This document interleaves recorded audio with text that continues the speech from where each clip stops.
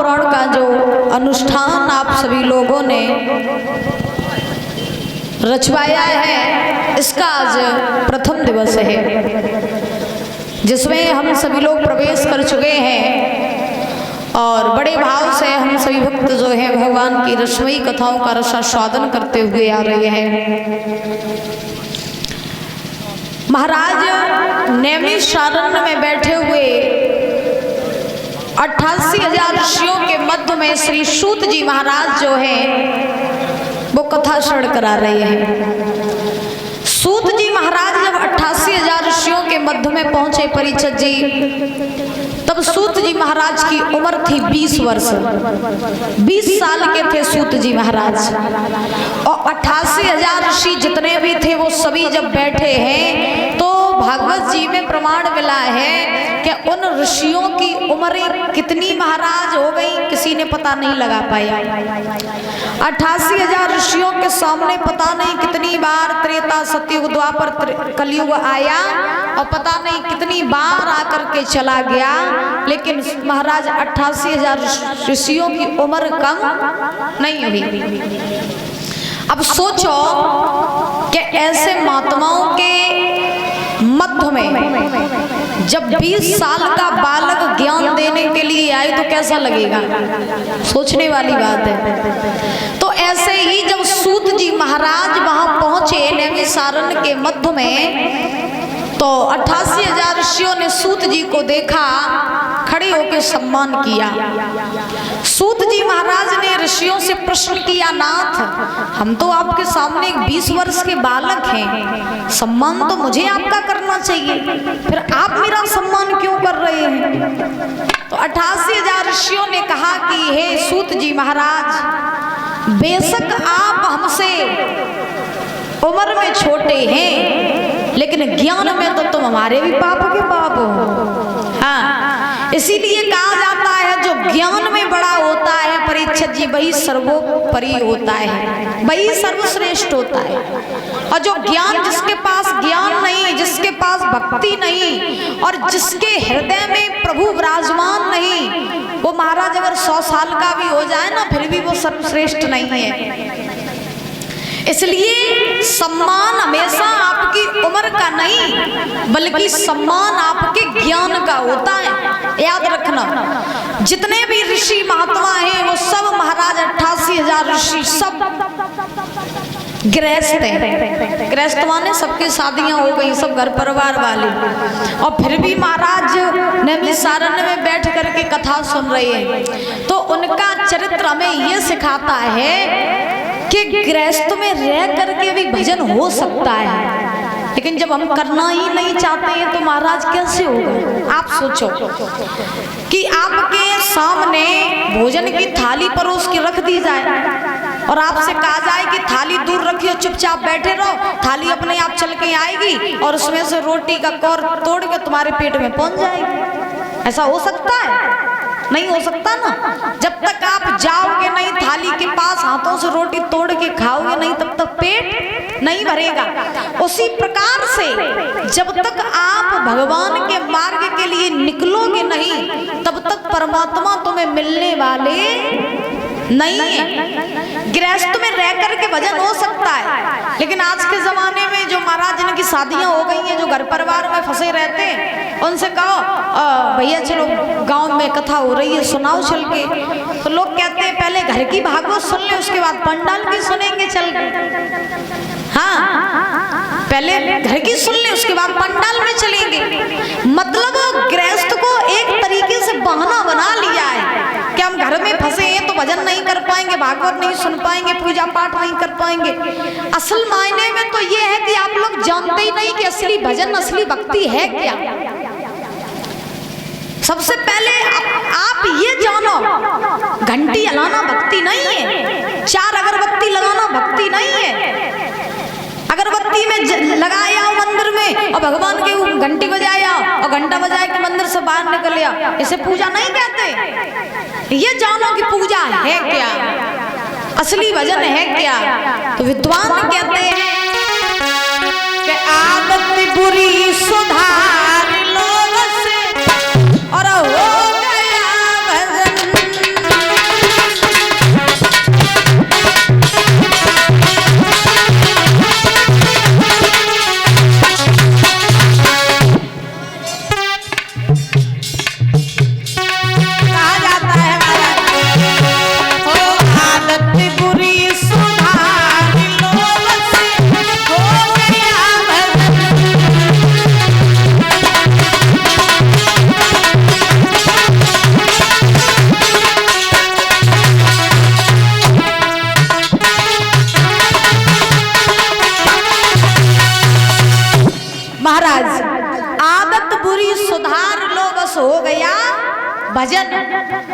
हृदय में से जब तक आप बुराइयों को नहीं निकालेंगे और जब तक अच्छाइयों को धारण नहीं करेंगे, तब तक परीक्षित जी कभी भी आप कितनी भी अगरबत्ती लगाना और कितनी भी घंटी हिलाना, कभी भगवान मिलने वाले नहीं है। जब तक आत्मा शुद्ध नहीं होगी, जब तक आपके हृदय में से बुराइयां नहीं निकलेंगी, तब तक भगवान मिलने वाले नहीं है। गृहस्थ में रह करके भजन कैसे करो? सुनो, कोई भी काम करो, चाहे छोटा करो चाहे बड़ा करो, कैसा भी काम करो, काम करते जाओ और मन में भगवान का नाम लेते जाओ। जैसे झाड़ू लगा रही हो तो झाड़ू लगाते जाओ और भगवान का नाम लेते जाओ।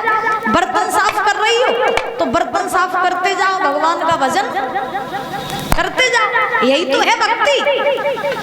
सास ससुर की सेवा करो, पति को परमेश्वर मानो, बच्चों को अच्छे संस्कार दो, यही तो है भक्ति। अब हमने ऐसे ऐसे लोगों को देखा परीक्षित जी कि हाथ में माला है, राम राम राम राम जप रहे हैं। अब हाथ में माला लेकर के मुख से तो राम राम जप रहे, लेकिन इनके मन में क्या चल रहा कि अगर मेरी एक आंख फूटी तो पड़ोसी दोनों फूट जाए।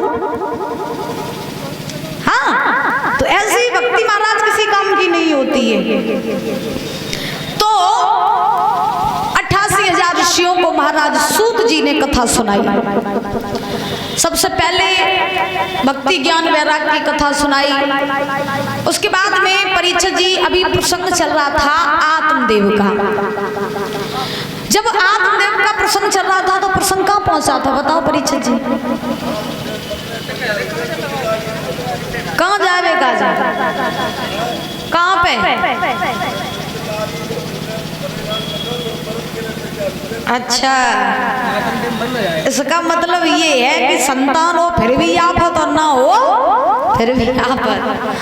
तो धुंधकारी जब अत्याचार और पाप करने लगा, तो जब धुंधकारी पाप अत्याचार करने लगा, अब अकेला है धुंधकारी घर में, तो एक बात बताएं,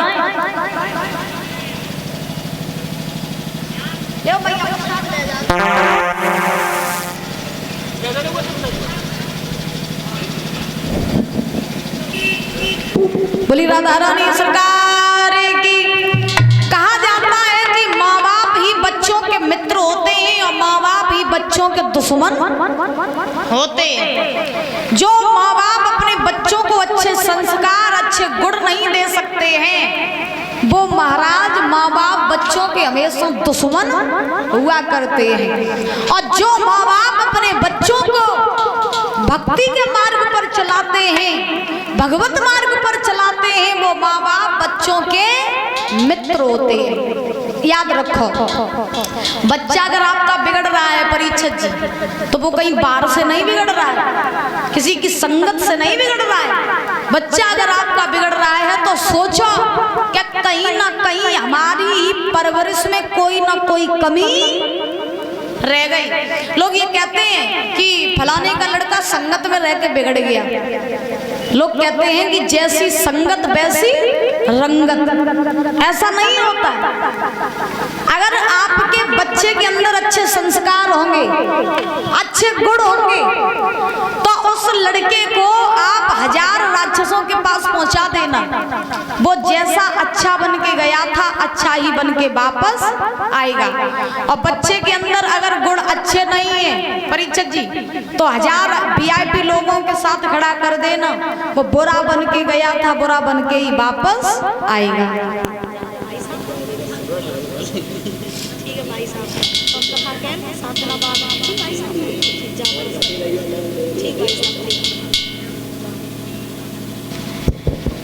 आज धुंधकारी जब पाप अत्याचार करने लगा, तो जितना भी धन था वो धुंधकारी सारा धन ले जाने लगा, वैश्याओं की संगत करने लगा, जुआ शराब मांस चरित्रहीनता ये सारे पापाचरण अपनाने लगा। अब याद रखो, जो व्यक्ति इन 4 चीजों में पड़ जाता है, कौन कौन? शराब, जुआ, मांस और चरित्रहीनता। इन चार चीजों में जो व्यक्ति पड़ जाता है समझ लो कि फिर उसका विनाश निश्चित है। और जो व्यक्ति इन चार चीजों से बच जाता है समझ लो अब इसका उद्धार होने से कोई रोक नहीं सकता है। इसलिए जीवन में चार चीजों से हमेशा बच के रहो, शराब, जुआ, मांस और चरित्रहीनता। और आज के जमाने में लोगों को सबसे ज्यादा तो यही प्यार है महाराज। हाँ, तो धुंधकारी सारा धन ले जाने लगा, विनाश करने लगा। इधर एक दिन आत्मदेव के पास में आया, कहा बाबा मुझे धन दे दो। अब घर में धन था नहीं तो आत्मदेव देते क्या। तो उसी समय आत्मदेव ने धन देने से मना किया, धुंधकारी को समझाया कि बेटा ये तुम जो पाप कर रहे हो, अधर्म कर रहे हो, ये करना छोड़ दो। तो धुंधकारी ने कहा बुढ़ापे पर तुम्हारी बुद्धि हो गई है खराब, धन दे दो मुझे जहाँ रखा हो वहाँ। आत्मदेव ने नहीं दिया तो धुंधकारी ने आत्मदेव को धक्का मार दिया। अब सोचो कि लड़का बाप को मारे तो वो बाप कहीं मुंह दिखाने के लायक रहेगा, नहीं रहेगा ना। अब धुंधकारी मार करके आत्मदेव को वहां से चलाया। आत्मदेव ब्राह्मण जो है वो रोने लगे और जैसे ही रोने लगे हैं तैसे ही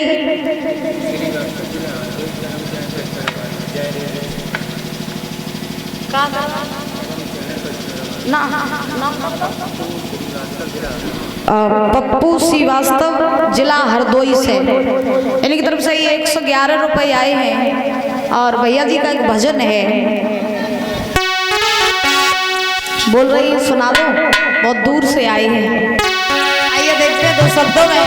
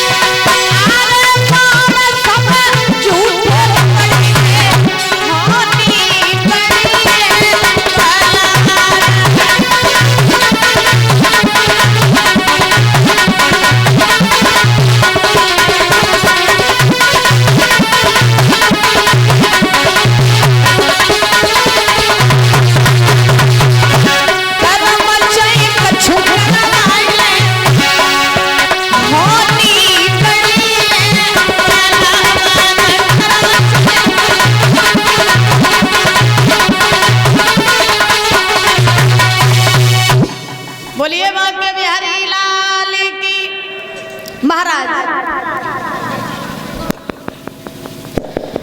आज सूत जी महाराज समझा रहे हैं 88,000 ऋषियों को कि हे ऋषियों, धुंधकारी ने जब आत्मदेव को मारा तो आत्मदेव रोने लगे।